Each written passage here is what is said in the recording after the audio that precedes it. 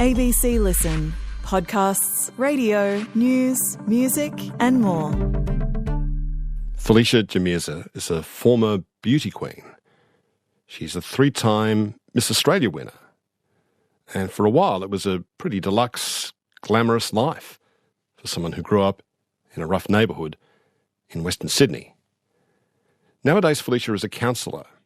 She's worked with victims of domestic violence, and that's something she's experienced herself, having been involved in a relationship with an abusive bikie gang member. Felicia is also interested in helping people from hard backgrounds who've suffered trauma, and that's something she knows about too. In 2016, Felicia was living on a property in country Queensland with her new partner, Dean, who wasn't abusive, but he was a major meth dealer at the time. One morning, they were woken up by 8 flashbang grenades that were thrown into their bedroom by Queensland Police on a dawn drug raid. 3 of those grenades exploded on and around Felicia's body, leaving her with major burns and injuries. While her partner Dean was sentenced to 10 years in prison, Felicia pled guilty to lesser charges of drug supply and was given a 3-year suspended sentence. And she used those years to study and become a qualified counsellor. Now she's really interested in the question for people who've grown up, like she did, in a world of crime. Who gets a second chance in this society? Felicia's absolutely hair-raising life story is told in her memoir, co-written with journalist Erin O'Dwyer, that's called Accessory. And just so you know, there are some confronting elements to this story. Hi, Felicia. Hi. You grew up in Toongabbie in Blacktown in Western Sydney. Yeah. What's the house like that you remember as a little girl? Describe the house to me. You know how kids muck around and joke around with each other, and instead of Toongabbie, we'd call it Toonscabby? So we did kind of know the area that we were living in wasn't the same as where other kids were living, so we'd taunt each other. Where are you from? Oh, Toonscabby, you know. Did you ever feel like vandalising the street signs, like saying, welcome to Toonscabby? Welcome to Toonscabby. So the house was a 2-storey home. We had quite a large backyard. In the front, my father had put pavers down so I could ride my bike. We'd done a lot of improvements to make that Housing Commission house a home, put up wallpaper, because they were gyprocked up a wall to make the house just a bit more homely. What kind of menagerie of animals did you have in that place?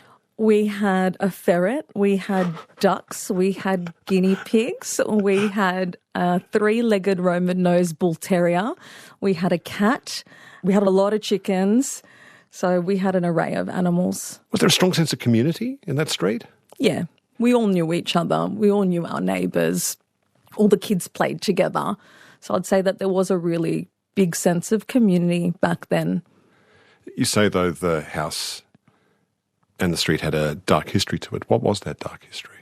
So the house that we lived in Debbie Way, the Murphy brothers moved out of there and then we moved in. The Murphy brothers who were convicted of the murder of Anita Cobby back in the 1980s? Correct. You wouldn't have known that as a little girl growing up, though, would you? I didn't know that, but I was told that as I had gotten a little bit older. Me and my cousins always felt that the house had some kind of energy to it, some kind of heavy energy. And when we used to walk up the stairs, we used to walk up really, really fast because we always felt like somebody was walking behind us. We'd always want to turn the lights on before we'd walk up the stairs. And they were creaky old wooden stairs, so they did make noises, but we felt that way even without having known the history yet. Taps used to turn on by themselves, electrical items used to turn on by themselves, light switches used to go on and off by themselves, used to flicker. It was also built on a old rubbish dump, so who knows what people were dumping in that rubbish dump before they built those houses on there. So always felt there was some kind of a strange energy, heavy energy there. Your parents, the way you describe your parents, they seem like both extraordinary people. Your dad, Yuri and your mother Brenda. First of all, Yuri, he's Russian, but he was a really specific kind of Russian, Circassian. These are like people who'd come into the Black Sea area of what was the Soviet Union. Yeah. How did he end up in Australia? Yuri had a really adventurous life. His father was from Adyagea, which is Circassian. So they're in the mountainous regions near Sochi, for people that are not familiar with that area. Very beautiful part of the world. How was he with you? What kind of tidbits of Russian folk wisdom did he like to unload onto you, Felicia? Oh, wow. So much. Very security conscious, very safety conscious. And I think that's because of the way that he grew up. I wasn't allowed to go on school camps. He would say things to me like, if you ever get kidnapped, make sure that you get your fingers and rub them on your forehead, and with the oil from your forehead, make out something on the glass of the car, the window of the car, or put your DNA everywhere that you possibly can so that you can be found. And as a child, well, as a young girl, I used to think, that's quite extreme, Yuri. But a lot of the lessons that he did teach me, those extreme survival lessons, I actually used some of them later in my life. So it wasn't all in vain for Yuri giving me those tips, those safety tips. You're right that he and his brother were working as gyp rockers. They worked at the Westfield Tower in Sydney and all that, but he had a few criminal sidelines on the side at the time. What kind of criminal activities was he engaged in? He kept us out of that. We weren't privy to too much of it, but Yuri was involved in arms, and he was always quite mysterious about it. He'd go overseas and then he'd come back with a whole bunch of money, expensive presents, shoes, clothes, items. Caviar. He used to bring caviar home in his suitcase. To Toongabbie? Yes. Suitcases of caviar and all that. So was criminal activity kind of normalised? Were you kind of conscious of criminal activity going on all around you when you were a kid? It didn't faze me, and I think it became normalised. How did he then find his way into the security business? He was in business with his brothers, and he used to do a lot of private investigating as well. And Brenda's told me that they used to go around together and do stakeouts. This is your mum, Brenda? Yeah, Brenda and Yuri used to do stakeouts, PI work, like follow people and all sorts of things. Your mother would go on these stakeouts? Brenda would go. Right. We used to go on the stakeouts. And Yuri also used to do some stuff in King's Cross. He would drive the sex workers to and from jobs because they'd often in those days be carrying a lot of cash. And Yuri had a gun. So that was something that was an asset in regards to they felt protected, or the brothels where they worked felt protected if Yuri was transporting them to and from. With that and the cargo airline you mentioned and a whole lot of other things, arms dealing, suddenly there was a ton of money coming into the house. Yeah. What kind of conspicuous consumption was Yuri practicing while you're still in this Housing Commission house in Toongabbie? We were either feast or famine, and it was like that throughout my whole childhood. It was very up and down. We'd have more money than what we could spend, and then we wouldn't have enough money to buy groceries, or we'll only have to buy little groceries. So it was really feast or famine. I think the most prominent thing that was purchased within the family, and we all shared it, was a Rolls Royce. So we were driving around in a Rolls Royce, and it was parked out the front in Debbie Way. Would anyone touch it, or do they know better than to touch your dad's Rolls Royce? No one would touch it because we were all friends there, and the family was very well liked. We were always very generous, and the extended family too was very well liked. So we were the type of family that if we had extra, we would share it. If somebody needed some money and we only had $10, we'd give them $5 and say, fix me up later. So we always had that kind of philosophy about life, and all our neighbours appreciated that. And then he started losing money, and then you write that the drink overtook him. Yeah. He started to hit the drink really, really hard. What was it like to see that happen to him? I always had a fear that that is how Yuri's life would end, because I had seen other members of my family pass away from cirrhosis of the liver and cancers related to excessive consumption of alcohol. I remember looking at one of my uncles when he was in hospital, and he had late stages of liver disease and liver cancer, and he was completely jaundiced, and he was so thin, so skinny, and his stomach was so inflated. and they had to put tubes in it to relieve the pressure of all the fluid that had built up in the abdomen because the liver wasn't working correctly or the whole system wasn't working correctly. And I remember looking at him and thinking, this is my worst nightmare. And then I thought, I really hope my father doesn't end up dying in this way. A part of me hoped that Yuri seeing his brother so unwell would be a deterrent, but it wasn't. You found him on a bench at a train station one day. What state was he in? He had a really long beard. He was very dishevelled. He had cuts and bruises all over his legs and feet. He had bruises actually all over his body. And that was really, really devastating. It'd be devastating for anyone to find their parent like that. But you would look at Yuri, and when he's sober, such an intelligent, charismatic person, so kind, so generous, such a good sense of humour. And then when he was drinking, you had that split. It was a completely different personality, someone that couldn't even be reasoned with. So apart from being devastated, were you also angry with him? The anger came later. I was more concerned about his health. I wanted him in rehab. I wanted him to get better. And I knew that addiction was a disease and something that needs to be treated. Did you try and stop him from drinking? Did you, try confiscating bottles and do things like that? So many times we tried to stop him from drinking. I used to take his photograph into all the local bottle shops and say, don't sell to this man, he's an alcoholic. I'm pretty sure they would have ignored me. But also, I remember he was drinking and he wanted to use the car. He continuously wanted to use the car to drive to get more alcohol. So Brenda and I and my sister, we ended up slashing the tyres on all the cars so that he couldn't drive.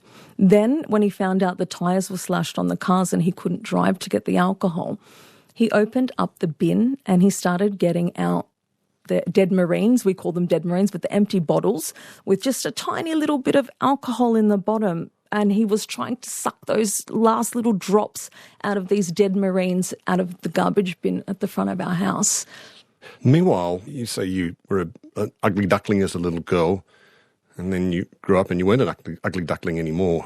I never saw myself as particularly attractive, but I noticed as I was getting older or growing up that other people were giving me that feedback. Old men in the supermarket would look at me and Brenda would say some choice things, keep your eyes off my daughter, you dirty old man. I go, oh my God, Mum, stop, Anyway, so all of that started to happen. And then I realised as I got a little bit older, I could leverage off that and make my life, what I thought was going to be slightly easier. Boy, was I wrong. So you became this beauty pageant winner. What kind of places did that life take you to? I never thought in a million years that I was going to win.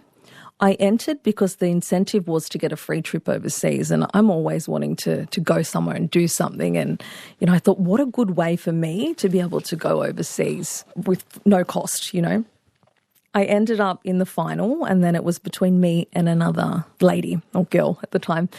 And the final question was, can you describe yourself in one word? And I just on the spot grabbed the microphone and I said, amazing. And then I strutted down the stage. And Yuri was alive then and he was horrified. And why was he horrified? He was horrified because later he told me he thought, there's no way I would win if I was being so presumptuous to tell everyone that I was amazing, and I was mucking around. I was having a good time. I thought it was fun. And the other lady answered the question, but she didn't answer it in one word. She answered it in like 75 paragraphs. And because of that, because I took the instruction to answer the question properly, that's what got me over the line to win. So that led you into going out all the time, and of course you started to become interested to all kinds of men who probably fancied you and could see you as some kind of trophy girlfriend at the time. I suppose you could have seen that though, couldn't you, that those kind of men wanted you for that purpose? I think when I was younger, I didn't have the self-awareness or the perception or the worldview that I have now. I've done a lot of things and I've seen a lot of things and I've been in a lot of different situations. So now the way that I look at the world is completely different. The way I look at relationships is completely different. Back then, I thought I was just having a good time. I thought it was all shits and giggles, you know. I didn't think too much of it.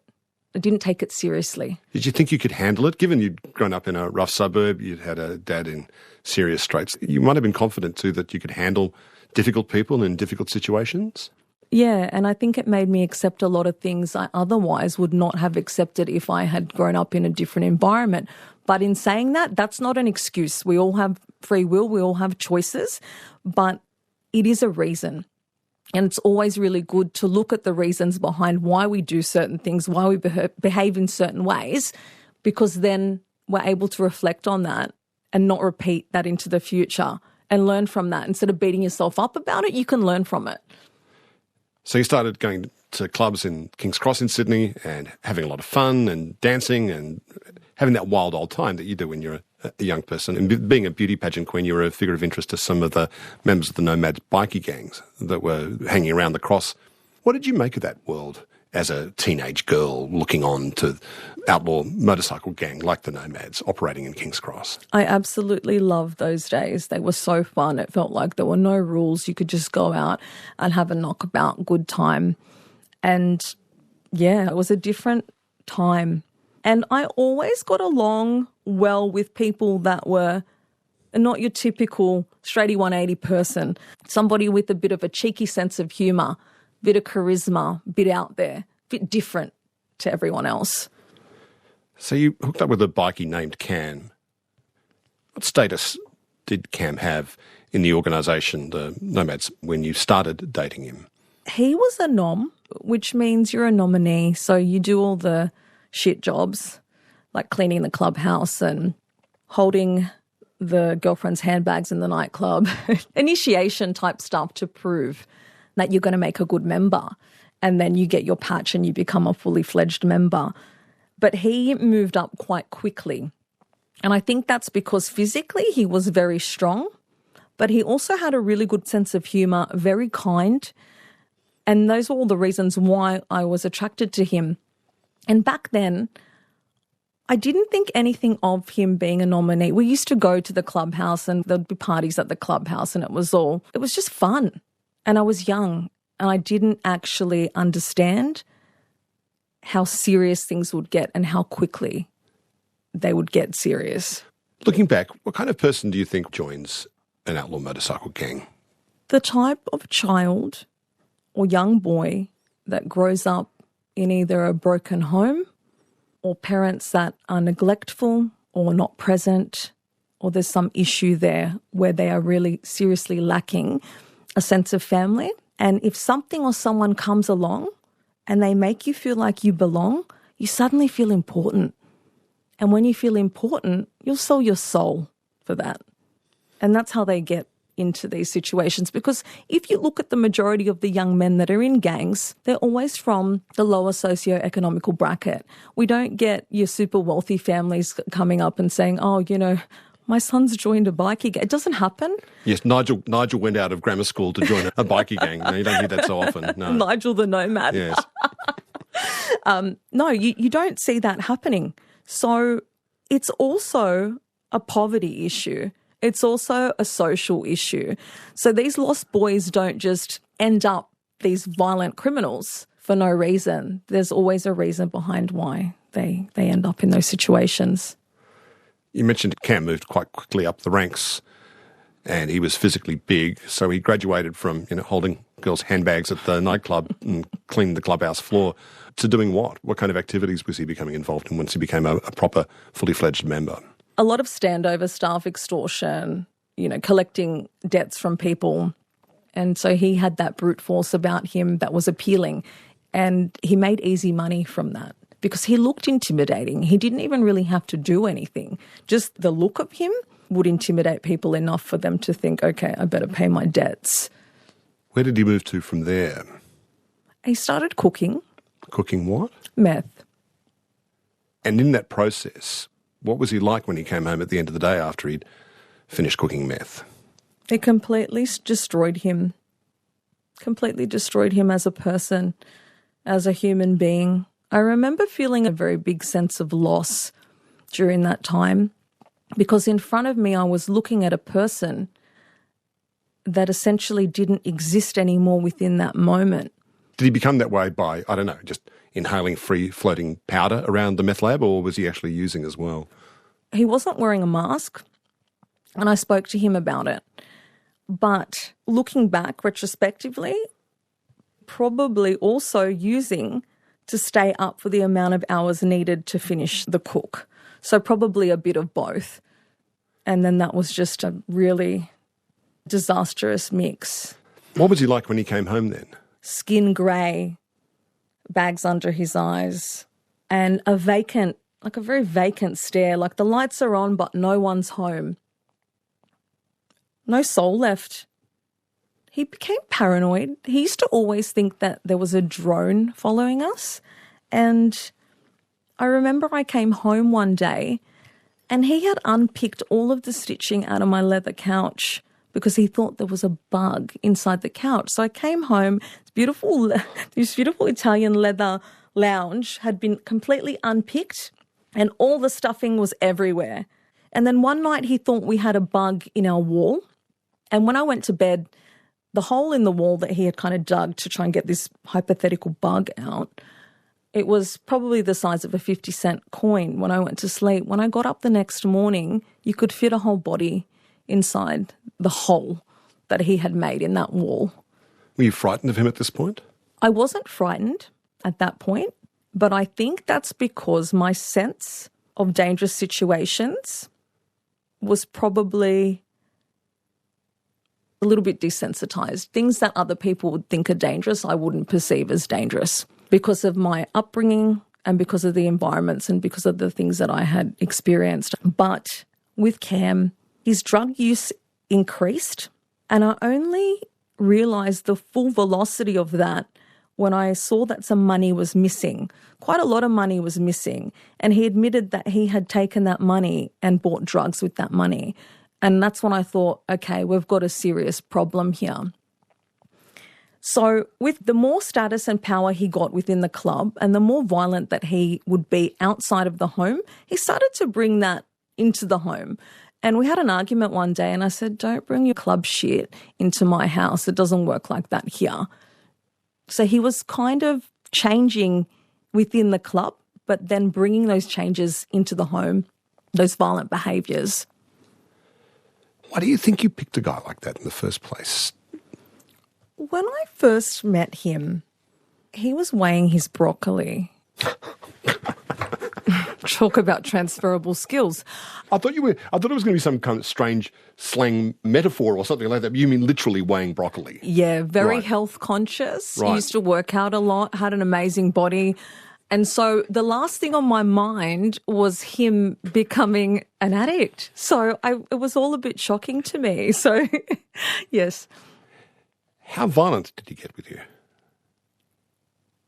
The two, I guess, most poignant incidents that happened would have been when he was chasing me around the house with a shot-off shotgun and it was cocked. And I remember being really annoyed about it being cocked. I should have been annoyed about the whole thing, right? But I was especially annoyed about it being cocked because those bullets are heavy-duty bullets. So I was pretty pissed off about that. And I thought, you're high and you're running around with a cocked shotgun. Like, that's just absolute stupidity. So the argument was over the fact that he thought I hadn't called him a taxi, and that's how it started.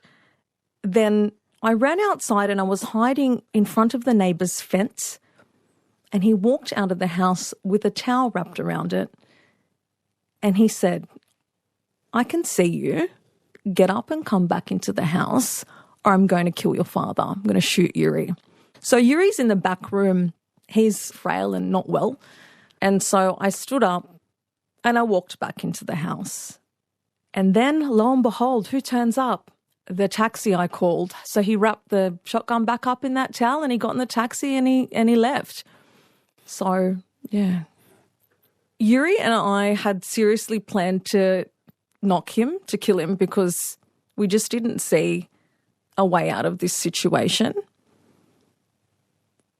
And Yuri said, what will happen is I'll take the blame and I'm dying, so it won't matter anyway. And we had agreed to do that. I knew that there was a high chance that he was going to kill me. We had had an altercation where he had strangled me and I'd lost consciousness, ended up in the hospital because those two things correlate. Once you've been strangled, there's a very high chance that it will end in a fatality next time.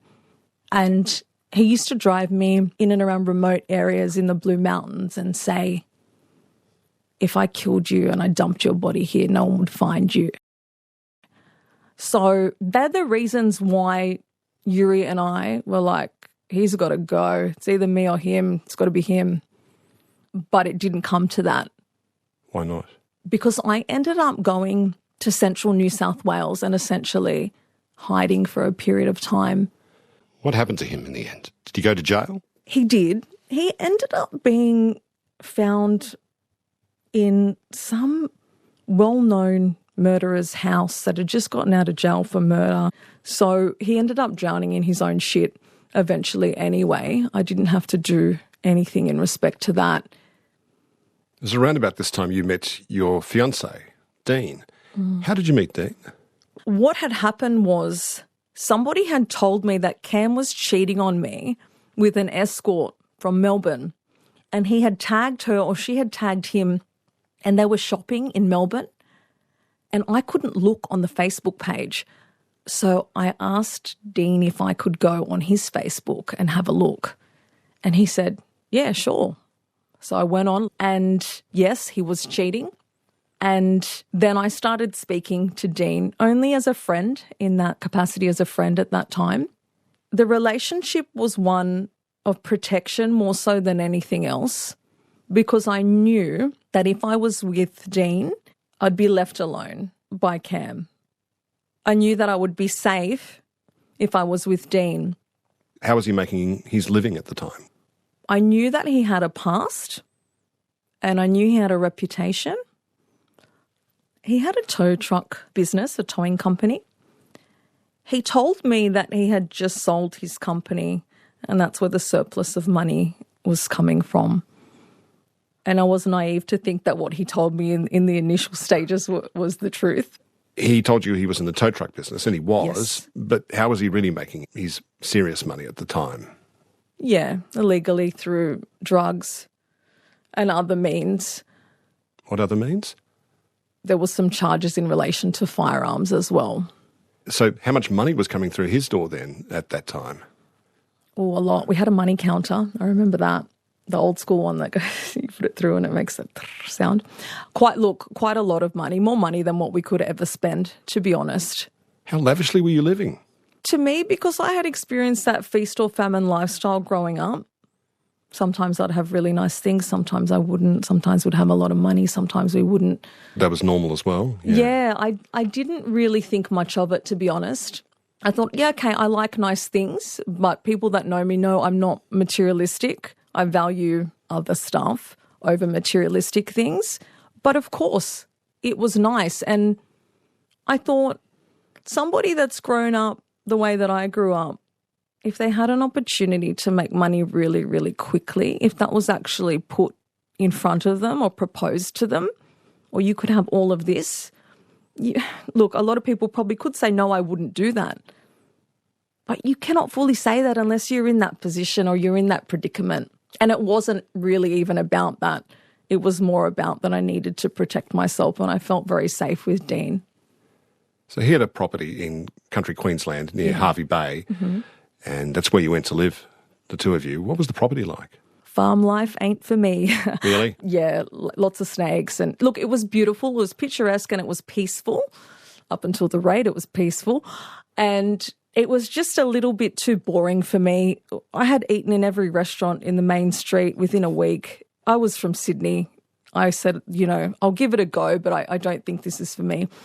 So we had already decided to move because there wasn't enough action there for me, but boy, did the action come. Yeah. That brings us to this day. February the 9th, 2016, Queensland Police, it turns out, had been surveilling your house and the both of you for months. Take me through what you remember of that day, the morning of the raid. So initially, I didn't really know what was going on. I was asleep, and then I felt this really intense burning and pain. And I really thought it was a home invasion. I thought I'd been shot in the face and I was still alive. So I was just laying there and I thought, I've been shot in the face. I need to just pretend I'm dead for a bit to figure out what to do if I even continue to live past the next few minutes. So I'm laying there, and then more grenades start coming in, and then I hear from a loudspeaker that it's the police. And then I go, okay. So once I heard it was the police, I started crawling to try and get into the walk-in robe because the grenades were still coming in the window, and I was trying to shelter myself. But at that point in time, I didn't know it was grenades. I just did not know what was going on. I just knew it was the cops, and I was trying to get myself to safety. These are flashbang grenades. What happens when a flashbang grenade goes off? There's a very loud sound, a lot of smoke, and they're very hot, very, very hot. They're not designed to come into contact with human skin. They're not designed to come into contact with furniture, bedding, etc. They're meant to be rolled in to disorientate the person that they're trying to arrest or whatever else. And how were these flashbangs thrown into the room? Through a window or through the door? They were thrown in through the bay window right at the front of our house, and I slept right next to the bay window. But they had a floor plan of our home, I'm assuming, because before you execute a raid, you would have a look at the plan, especially a raid of that size. So they could have anticipated that those flashbangs were going to come into contact with human skin and or furniture and bedding and become a fire risk, because they had knowledge of the property prior and they could have reasonably perceived that aspect of it. When they threw the flashbangs through the window, what part of your body did they land on? My hand, my face, and then another one hit my elbow, and my elbow was exposed and just hanging out, and there was blood everywhere. And I got to the space in between the end of the bed and the beginning of the walk-in robe. An officer had stepped through the bay window, cleared some of the glass. A tactical officer stepped through the window, and he was shouting at me. Can you even hear anything, though, at this point? I can, yes. I'm disorientated, but I can hear what he's saying to me. And you can't see anything, though, can you? Hardly see. I can see a little bit out of my left eye, but my right eye completely can't see a thing. That was actually frightening. Not being able to see was quite frightening.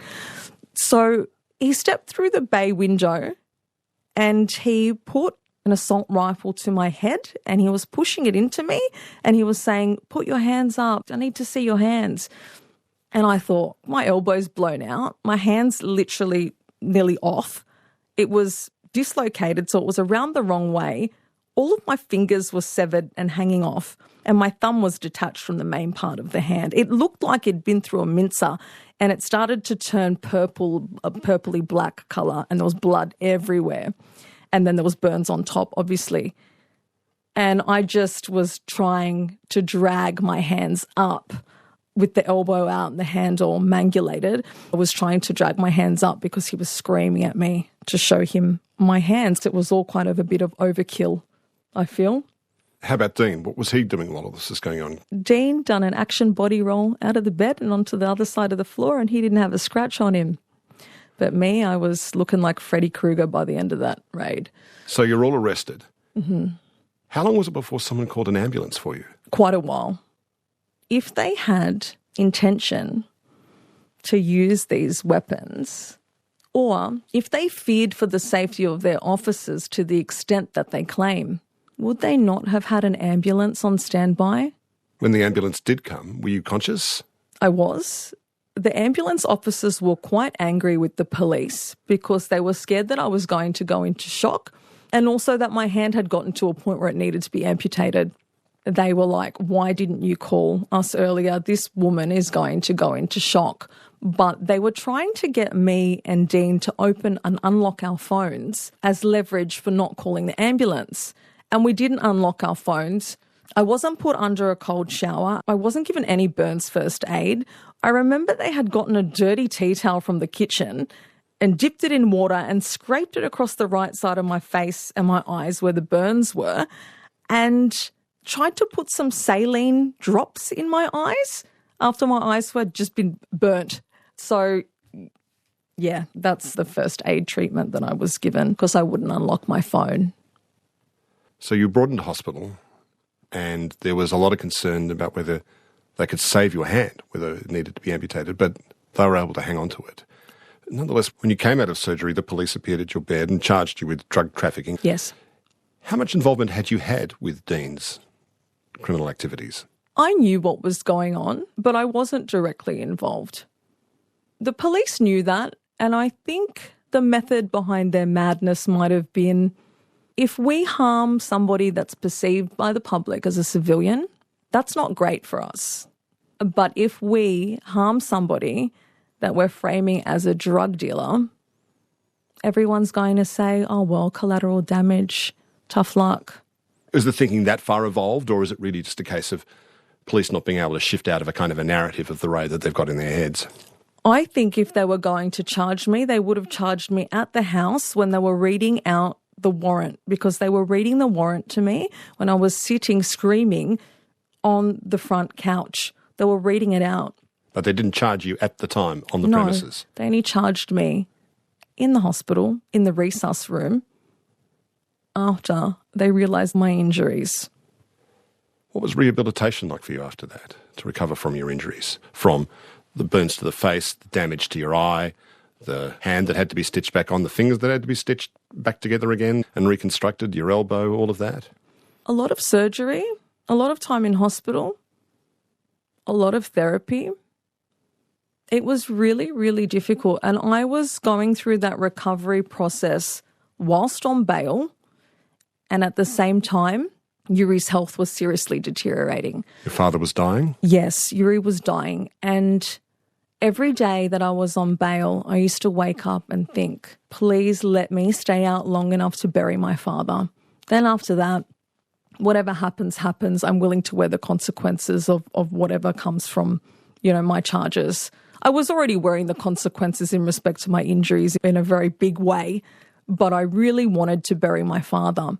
So once I buried Yuri, I felt a weight was lifted on my shoulders that I didn't really have a responsibility or a promise to anyone on the outside if I was to go into prison. In December 2017, you decided to plead guilty to the downgraded charges of drug supply. You just told me that you didn't have any involvement. I think you write in your book your only involvement really was weighing drug packages. Why did you plead guilty then? I pled guilty because in Queensland, the law states that if you're involved in any part of the process, you may or may not be charged with the same charges as the principal. So as we know with law, everything's open to interpretation. So that's the way that the police and the prosecution chose to frame it. They also had charged me with production and supply, and they got dropped quite close to the court date. So I thought that because of all the media attention, there's no way that I would have gotten a fair hearing. And I thought it was the safest option to plead guilty to that charge. Retrospectively, looking back now, maybe I actually wouldn't have. I probably wouldn't have. But I didn't have the capacity to fight as much as what I wanted to because of the medical state that I was in. I still wasn't a well person at that time. So you pled guilty and the judge gave you a 3-year suspended sentence. And he noted at the time, the sentencing judge noted that even though you'd had full knowledge of Dean's drug trade, your involvement was limited to testing and cleaning his scales. He described you as a high achiever who was, quote, in the wrong place at the wrong time with the wrong person, was impressed with your counselling studies and the like. Nonetheless, meth in communities like Hervey Bay in particular is this evil, abhorrent thing. It reduces communities to a state of utter desperation. It's in many ways worse than heroin addiction. Heroin addiction just leaves its user sort of pretty inert, but addiction to ice leaves people prone to violent outbursts, paranoia, violent crime, all those sorts of things. Did that ever enter your mind when you were living with Dean at that time and he was distributing drugs like that, and what the effect it was having on the communities that he was within? I didn't think very much of it at the time because I was young. And I'm not going to blame it on that, but I had other things on my mind, like my father was passing away and there was other things going on for me, and I wasn't hyper-focused on that aspect of it. And also I was very focused on my safety. So I would turn a blind eye to anything, really, because I needed to protect myself by staying with Dean. So I didn't think about the implications and the impact that it has on the community. But with drugs and the drug problem, is it really a drug problem, or is it a societal issue and an indicator that people have trauma and untreated mental illness and there's not enough support in the community? And a lot of the people that end up in prison as a result of taking drugs or selling drugs, you will find that they have untreated mental health disorders, or they've got something going on for them that's a causation for that behaviour, a way of self-medicating, a way of numbing out. And everyone numbs out in different ways. You've got your workaholics, you've got people who are sex addicts, you've got people who take drugs to numb out. So I think it's more of a demand and supply situation, and we need to look at what are the causations behind using? What's the root cause of using? And how do we support people in the community? How do we look at harm reduction? How do we make sure that these people receive the treatment that they need or that they're wanting to have?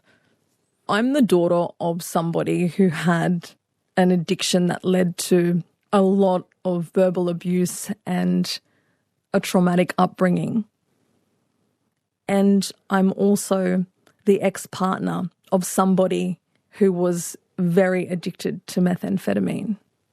So that's why I highlight in this book that I was both the victim and the perpetrator.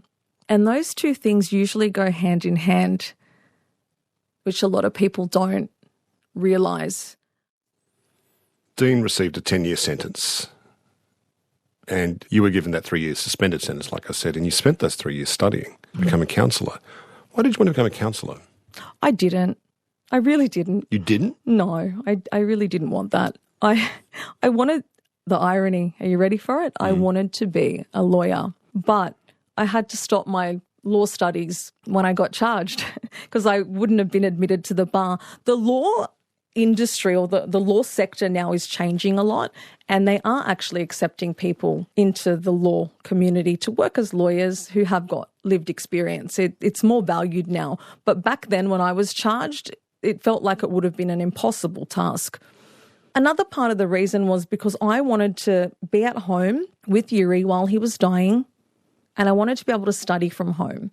And back then, unlike now, it was very, very limited as to what courses you could study via correspondence. And social science counselling was one of the correspondence courses. So I thought, okay, I'll do that one. That looks interesting. And here I am. How much did you enjoy it once you started doing it? I absolutely love people. So it suited me down to a T. And I think that I became much better at it after having lived experience of being injured, being arrested, going through DV, my father passing, so many things I had been through that gave me a real appreciation for the fragility of human life. When someone came to me and said to me that they'd been strangled, I know exactly what that feels like. Straight away, they don't feel judged. They don't feel judged. So my lived experience has taught me way more than what I learnt in a textbook. Academics always came very easy to me. I didn't try very much at school and I still got really good marks. I was kind of lucky in that way. And I just think my life experience has really, really aided me in being the therapist that I am today. You made a damages claim against the Queensland Police for use of excessive force in that dawn raid. You brought in an expert witness from the US who said that the use of grenades in that situation was unreasonable, excessive, inconsistent with professional police practice. And they settled with you out of court on this matter. Correct. What lingering effects has that dawn raid had on you? Are you still carrying physical and traumatic injuries from that attack? I have a close friend that's a plastic surgeon, which has come in handy. But apart from that, mentally and physically, I was not in a good way. And I never thought that I would get back to 100%. And I'm still not. I'm forever changed by what's happened. A flashbang grenade exploded on your face. Yeah. I still suffer with the implications of complex PTSD. I have very graphic, violent nightmares. They come and go. They come and go. But when I have them, they're quite disturbing. I can wake up in a complete cold sweat, have to change my pajamas, have to have a shower, then change sheets, get back into bed. I've woken up with scratch marks all over my chest because in my sleep I've scratched my chest until it's been bleeding. All of those things have subsided, but they can come back and you can have a relapse. People that have PTSD know that when things become very stressful for them, they can have a relapse. So it's something that you will never be fully rid of in your life. It's about how you manage it and it's about how you live with it, essentially. When I first came out of hospital and I went home, I got permission to go back to Blacktown and I was still recovering. I was very paranoid. I would go out and when I would come back home, I wouldn't want to eat any of the food in the house because I thought that someone had been in the house and contaminated the food. And I used to write down the number plates of cars in the street. I think that was from being under surveillance and because the PTSD and the trauma was so fresh. But looking back on that now, I think, oh my goodness, you've come such a long way from feeling like you were a prisoner within your own mind, which is how I would explain it. You broke up with Dean after he entered prison. He wanted you not to wait for him. He said that to you. Liar. He so wanted me to wait. I'm sure. But you broke up for a while. Why did you decide to make contact with him again while he was still in prison? I saw something on television and it was something to do with the prison system. And I just felt so bad for Dean. I just felt so bad for him. And we had stopped speaking for a period of time because we had had an argument, but it was really over something that was, petty. And you make it clear he was never violent to you or cruel like that. No, definitely not. He's a very kind-hearted person to the people that he loves. Yeah. Very good friend, but probably not a good enemy. So when he went to prison, we decided it would be the adult thing to do to try and be civil and remain friends and that we would still speak and I would support him as much as I could on the outside and I would have his back, all of those things. We thought that that was the right thing to do, but over time, I think too much tension and jealousy built up and it resulted in an argument and then we didn't speak for about 1.5 years. So during that time is when I had watched this television show, this documentary, and I thought I'm going to put in a form to apply to be able to visit the prison again. You're now engaged again. He's out of prison. He's completed his sentence. Yes. And you're together again. Yeah. Is it hard living the normie life? Because you're living a much more law-abiding, conventional life, both of you now. I'm always mindful of that scene at the end of Goodfellas, which is a movie, I know, but, Henry Hill goes into the witness protection program with his family. He's living in some suburb somewhere and he's got to eat bad pasta and he's got to mow the lawn and he hates it. Is it hard living that normie life again without the money, the excitement, the adrenaline, that world that you've both walked away from? When I got my first honest paycheck, I said to my mum, what am I meant to do with this? Should I use it to wipe my ass? And she was so angry.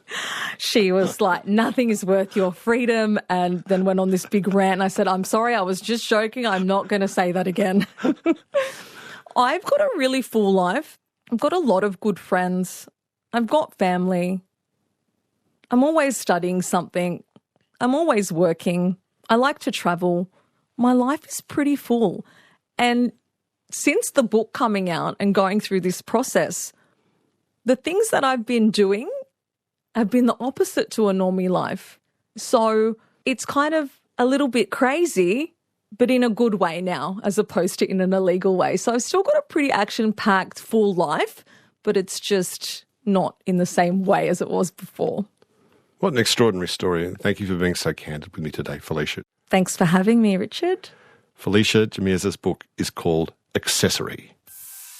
Podcast, broadcast, and online.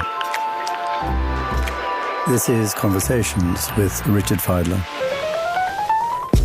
Hear more conversations anytime on the ABC Listen app or go to abc.net.au/conversations. If this program's raised any issues for you, don't forget you can always contact 1-800-RESPECT, that's 1-800-RESPECT, or Lifeline is always available for you on 13 11 14. Today's conversation was produced on the lands of the Gadigal people. Producer was Maggie Morris, executive producer is Nicola Harrison. I'm Richard Fidler. Thanks for listening.